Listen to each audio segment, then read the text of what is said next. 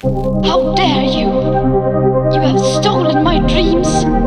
Make our planet great again. Je ne veux plus me mentir.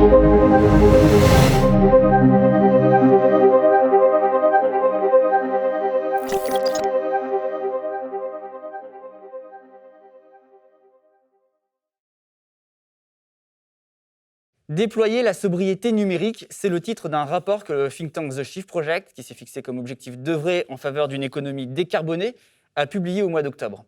C'est la 3e année consécutive que The Shift Project présente un rapport sur ce thème afin d'aborder le coût environnemental du numérique. Et dans ce 3e rapport, des recommandations pratiques et systémiques en phase avec les objectifs de décarbonation sont formulées. Pour en discuter, je suis avec Hugues Ferbeuf, directeur du projet. Bonjour, vous allez bien ? Très bien, merci. Alors, qu'est-ce que ça veut dire exactement que la sobriété numérique ? C'est quoi l'enjeu exactement ? C'est un concept auquel nous sommes arrivés après avoir effectué notre premier rapport, qui a consisté à essayer d'évaluer les impacts environnementaux actuels du numérique et la tendance de ces impacts dans le temps.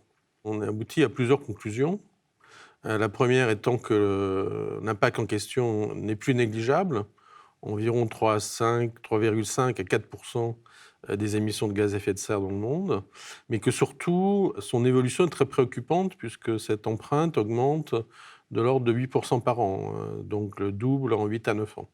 La deuxième conclusion, c'est que dans les facteurs explicatifs que l'on peut trouver à ce phénomène, il y a essentiellement le fait que notre volume de ce qu'on pourrait appeler nos activités numériques croît trop vite par rapport au progrès technologique. Et la troisième conclusion, c'est qu'une grande partie des usages qui expliquent la croissance de ces volumes sont, je dirais, plutôt des usages de loisirs que des usages qu'on pourrait qualifier d'essentiels. Et on voit bien par les temps qui courent ce que l'on peut considérer comme essentiel plutôt que comme accessoire. C'est-à-dire qu'il y a une hyperconsommation du numérique ? Il y a une hyperconsommation du numérique, mais qui tient essentiellement à certains types d'usages, qui sont essentiellement des usages de loisirs. Vous parlez même d'obésité numérique d'ailleurs. On peut parler d'obésité numérique, on peut parler de surconsommation, on peut parler de plein de choses. Ça revient toujours à dire que, quelque part, on consomme trop de numérique par rapport à ce que les progrès technologiques devraient nous permettre de faire à empreinte environnementale constante. Et donc, la sobriété numérique, c'est quoi ? C'est au moins deux choses. C'est le fait de se dire, eh bien, si je suis sérieux par rapport au changement climatique et si je veux vraiment limiter l'impact environnemental du numérique, eh bien, il faut que je régule en fait une partie de mes usages et que j'apprenne à être un peu plus raisonnable en termes de consommation de vidéos, en termes d'achat de nouvel équipement numérique à tout bout de champ, etc., etc. Donc ça, c'est une des facettes de la sobriété. La deuxième facette de la sobriété, c'est de se dire, étant donné que finalement que les ressources numériques, de par cette contrainte environnementale, on doit considérer qu'elles deviennent rares, ou on devrait les considérer comme rares, eh bien, ça signifie qu'il va falloir prioriser en fait le plus possible nos usages en faveur d'applications, de changements qui vont permettre d'avoir un impact positif sur d'autres secteurs. Et ce n'est pas le cas de la majorité des usages numériques de loisirs qui aujourd'hui font le gros de la croissance. Voilà. Donc la sobriété numérique, c'est un peu tout ça. C'est un peu long à définir, mais ça n'est ni l'abstinence, ni simplement une question de bonne pratique. Puisque ce dont on aperçoit, mais on en parlera sans doute, c'est que si on aboutit aujourd'hui à ce type d'usage, ça n'est pas forcément et uniquement du fait de décisions individuelles, mais c'est beaucoup en raison d'un système qui fonctionne d'une certaine façon. Parce que c'est assez surprenant quand même, parce qu'on n'associe pas souvent le secteur du numérique à un secteur qui a un impact environnemental, on ne l'associe pas à un secteur polluant. Et vous, ce que vous me dites, ce que vous êtes en train de nous expliquer, c'est notamment ce que vous dites dans vos travaux, c'est que le numérique, il laisse une empreinte et c'est quelque chose qui n'est pas dématérialisé en réalité. Absolument. Le sens commun voudrait, souvent assimile le numérique à dématérialisation. En fait, plutôt que de dématérialisation, il faudrait parler de rematérialisation. Qu'est-ce que je veux dire par là ? Contrairement à ce que l'expression cloud voudrait nous laisser croire, le numérique ne fonctionne pas grâce à des nuages. Le numérique fonctionne grâce à des équipements. Et ces équipements, ils sont bien matériels, Et pour les construire, il faut beaucoup de matière et beaucoup d'énergie. Vous l'avez dit au départ, l'un des problèmes auxquels on a à faire face, c'est que contrairement à d'autres secteurs, ça n'est pas visible. Et donc, il est plus compliqué de ressentir, finalement, les conséquences potentielles de nos usages, puisque finalement, toute la chaîne matérielle, ou une grosse partie de la chaîne matérielle du numérique, nous est invisible. Vous avez dit tout à l'heure que le numérique, c'est 4% des émissions à effet de serre. Aujourd'hui, est-ce qu'on peut quantifier l'énergie issue du secteur numérique? Est-ce qu'on peut faire un bilan carbone afin de calculer l'empreinte carbone de ce secteur? Oui, c'est ce qu'on a fait lors du rapport que l'on a publié en 2018. D'accord, donc on peut quantifier le coût énergétique. Alors, on peut quantifier le coût énergétique, on peut l'estimer, étant donné qu'il n'y a nulle part de mesure généralisée de cette empreinte. Donc, les résultats que l'on donne sont basés sur des modèles, évidemment, qui approchent la réalité. Mais beaucoup d'études concordent aujourd'hui pour aboutir à cette fourchette 3,5 à 4% des émissions de gaz à effet de serre. Et donc, en fait, finalement, quand on pense à la question du numérique, c'est un sujet, on se rend compte qui ne peut pas être déconnecté de la question de la consommation énergétique. En fait, la question énergétique, elle est au cœur du sujet. La question énergétique, elle est complètement au cœur du numérique pour deux raisons. D'une part, parce que quand on utilise du numérique, eh bien, on fait fonctionner des équipements, et ces équipements consomment beaucoup d'électricité, un petit peu parce que chacun en consomme un peu, mais surtout parce que nous avons des milliards et des milliards d'équipements numériques en fonctionnement. Ça, c'est la première chose. La deuxième chose, c'est que l'énergie est au cœur du numérique, parce que pour avoir des équipements numériques, c'est la Palisse qui parle, il faut d'abord les construire. Et pour les construire, il faut en particulier employer des métaux.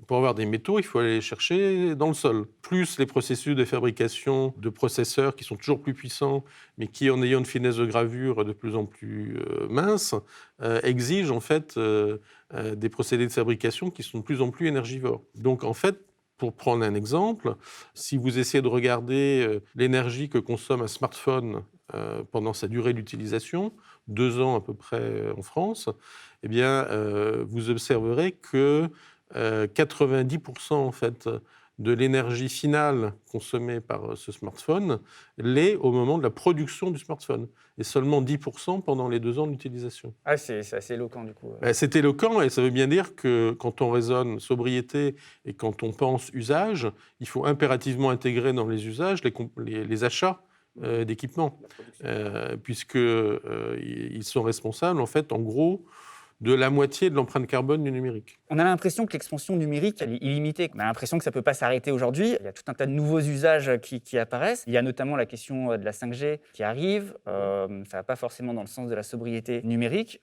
Pour vous, on est à un point de bascule, à un moment où on n'arrive pas à se poser les bonnes questions sur le sujet? Clairement, on ne se les est pas posées les 10 dernières années. Et on aboutit au résultat dont je vous parlais tout à l'heure. Il est clair que si nous continuons à ne pas nous les poser, il n'y a pas de raison que la trajectoire sur laquelle nous sommes change. Et donc, on va dans le mur au sens où, au lieu d'avoir en fait, des usages numériques qui facilitent d'abord la transition environnementale et la transition énergétique d'autres secteurs, on risque d'avoir des usages numériques qui rendent cette transition encore plus compliquée, parce que le numérique, à lui tout seul, serait responsable d'une augmentation de l'empreinte globale carbone de tous usages confondus. Mais nous sommes en 2020 et nous savons que nous devons diviser par 2 les émissions de gaz à effet de serre dans les 10 ans qui viennent. Nous savons aussi que si nous ne le faisons pas, nous sommes à peu près sûr d'avoir un monde qui, dans la deuxième partie du siècle, sera sensiblement au-dessus des 2 degrés d'augmentation de température. La raison pour laquelle il faut aujourd'hui se poser des questions, je dirais, sur la 5G, mais surtout autour de la 5G, c'est-à-dire autour des usages que l'on veut favoriser en introduisant la 5G, le fait que nous soyons à ce moment de l'histoire de l'humanité est en fait la raison principale pour laquelle il faut se poser ces questions. On aurait pu se la poser sur la 4G, on aurait pu se la poser lorsqu'on a vu qu'on commençait à construire beaucoup de data centers, et on continue à en construire beaucoup. Il n'y a pas que sur la 5G sur laquelle il faut se poser des questions, mais l'intérêt de la 5G, c'est qu'elle arrive en 2020, et que donc il est encore possible de définir comment nous voulons que l'usage numérique se développe dans la décennie qui vient. À défaut, ils se développeront dans la continuité de ce que nous avons observé depuis quelques années. Parce que là, justement, avec la 5G, on parle notamment beaucoup des technologies connectées. Vous remettez en cause la pertinence de ces technologies. On parle beaucoup de la ville du futur, la ville connectée, la smart city. Tout cela, en fait, c'est incompatible avec ce qu'on veut d'un monde vivable, quoi. Dans le rapport que nous venons de publier la semaine dernière, une partie du rapport porte effectivement sur les technologies connectées. Et qu'est-ce que nous avons voulu montrer ? C'est deux choses. Le fait que ça n'est pas parce qu'on conçoit une solution connectée et qu'on appelle smart qu'elle est forcément smart, c'est-à-dire qu'elle déclenche forcément des économies d'énergie, par exemple, là où on l'applique. Donc, il faut faire preuve de rationalité, en fait, lorsqu'on regarde ce sujet.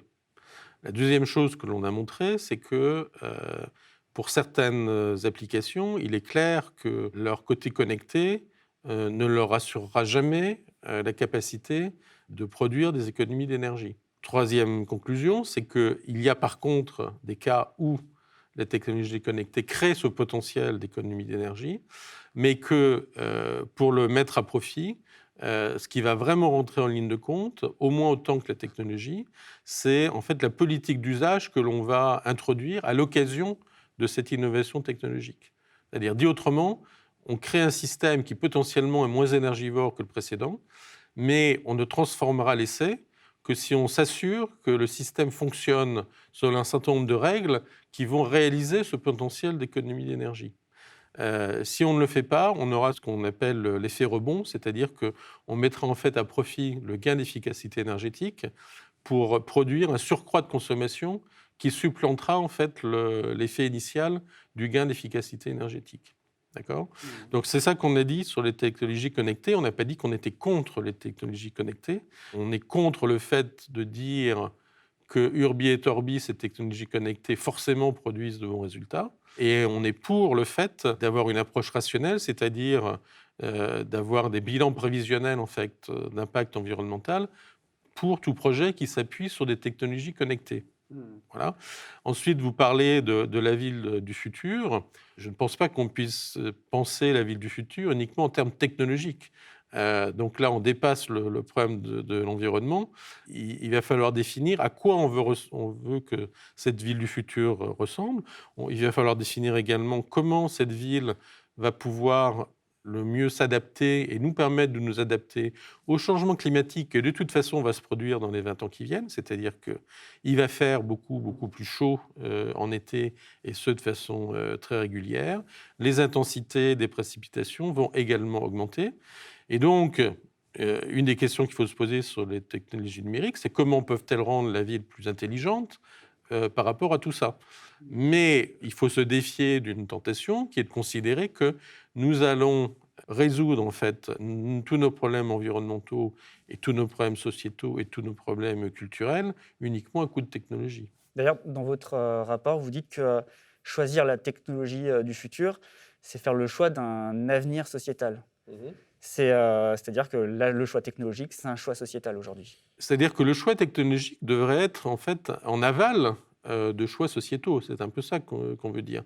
Et ça n'est pas la technologie qui devrait imposer en fait une forme d'organisation sociale qui s'imposerait de façon, je dirais, plus ou moins automatique et de façon plus ou moins insidieuse finalement. On peut dire également que les technologies connectées, potentiellement, posent des questions en termes de confidentialité, de liberté individuelle, de sécurité des données, etc., etc. Donc, ce sont des technologies qui, d'une façon ou d'une autre, si on les utilise, vont structurer un certain nombre de dimensions de notre vie. Et donc, plutôt que d'attendre qu'elles la structurent en fonction de choix qui seront exclusivement faits par les fournisseurs de ces solutions, posons-nous plutôt la question inverse. Demandons-nous à quoi va ressembler la ville du futur dans 10 ans et tirons-en des conséquences sur les applications que l'on souhaite favoriser en termes de technologies connectées. Et là, on parle en termes de politique publique, du coup. Il ne s'agit Absolument. pas seulement de revoir notre culture dans nos usages, etc. Absolument, et je vous disais au départ que les usages numériques ne résultent pas d'approches individuelles essentiellement, mais sont le produit d'un système. Dans ce système, qu'est-ce qu'on trouve? On trouve des gens qui proposent des produits et des services numériques, c'est les fournisseurs numériques. Donc dedans, vous avez les GAFAM, mais pas que. Vous avez aussi les opérateurs télécoms, vous avez les sociétés de conseil, vous avez l'exploitant de data center, etc. Vous avez par ailleurs les consommateurs. Les consommateurs, ils sont de 2 ou 3 types. Vous avez les consommateurs individuels, les ménages. Vous avez également les entreprises. Toutes les entreprises, depuis maintenant 6 ou 7 ans, sont engagées dans des démarches de transformation numérique, ce qui veut dire que le numérique prend une part de plus en plus importante dans leur activité propre. Et puis, troisième type de consommateurs, vous avez les collectivités publiques et les organismes publics. Ces consommateurs et ces fournisseurs interagissent. Aujourd'hui, les consommateurs sont largement influencés par des techniques qu'emploient les fournisseurs pour les orienter vers certains types d'usages ou vers certains profils de consommation. Mais le système ne serait pas complet si on ne disait pas que ces interactions, elles existent par référence également à des règles du jeu qui doivent être établies par les politiques publiques et par soit des régulateurs indépendants, soit les États. Et donc, si on souhaite faire évoluer en fait nos usages numériques et les rendre plus compatibles avec l'enjeu environnemental, il faut effectivement que, au-delà de la prise de conscience des consommateurs, au-delà du fait que les fournisseurs vont s'apercevoir que les consommateurs peuvent valoriser des aspects qui jusque-là n'étaient pas valorisés et donc les entraîner vers des offres un peu plus environnementalement correctes, il faut également que toute cette évolution soit permise et soit accélérée, parce que j'insiste encore sur le facteur temps, soit accélérée par des politiques publiques qui vont, dissuader les comportements peu vertueux et plutôt récompenser ce qui va dans le bon sens. Donc effectivement, c'est un sujet de politique publique, et ce n'est pas un sujet de politique publique pour dans 5 ans, c'est un sujet de politique publique pour maintenant. Et là, justement, maintenant, le gouvernement, il entend ce sujet? Le gouvernement est en proie à un certain nombre de dissonances cognitives.